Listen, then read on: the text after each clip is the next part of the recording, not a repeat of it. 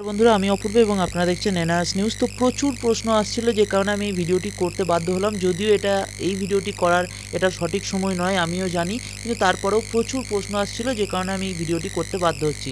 আমাকে প্রচুর প্রশ্ন এই কারণে করা হচ্ছিল যে কেসের কি আপডেট রয়েছে। আজকে আপনারা জানেন 506-7 মামলার শুনানি ছিল আজ 14ই মার্চ, এবং সে কারণে অনেকেই প্রশ্ন আসছিল। তো আমি আপনাদেরকে যাই বলি না কেন এই কেসের আপডেট সম্পর্কে আমি আপনাদেরকে বলবো, এই নিয়ে আপনারা একটি জিনিসও ভাববেন না।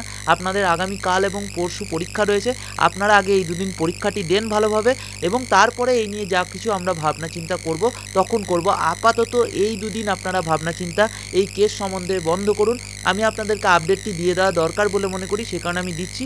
সেটি হলো আবারও একটি ডেট আপনাদের পড়েছে, এবং আগামী 26শে মার্চ এই ডেট ফিক্স করা হয়েছে।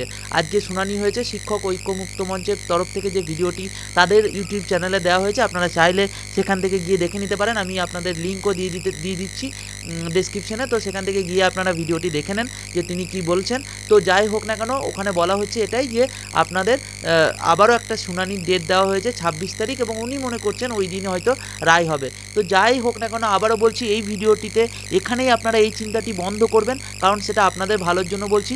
আগামী কাল পরশু পরীক্ষাটি দেন, খুব তাড়াতাড়ি 509-এর ভিডিও আসছে, 1 ঘন্টার মধ্যে আশা করছি চ্যানেলে 509-এর ভিডিও চলে আসবে। এর আগের ভিডিওগুলো যারা দেখেননি অবশ্যই দেখে নেন, তাদেরকে অনেক হেল্প করবে বলেই ভিডিওগুলি আমার মনে হয়। তো ভিডিওটি এখানেই শেষ করছি। আরও একটি শুনানির ডেট আপনারা পেয়েছেন, সেটা হচ্ছে 26শে মার্চ। আশা করছি এই নিয়ে আর তর্ক বিতর্ক আপাতত এই দুদিন বন্ধ রাখবেন, এবং দুদিন ভালো করে পরীক্ষা দেন, তারপরে আবারও এই নিয়ে আপনারা আলোচনা করতে পারেন কি হবে, কি হতে চলেছে, বা কি হচ্ছে, বা কি করা দরকার। তো এখানেই শেষ করলাম, খুব তাড়াতাড়ি ফিরে আসছি 509-এর ভিডিও নিয়ে। ততক্ষণ ভালো থাকবেন, সুস্থ থাকবেন।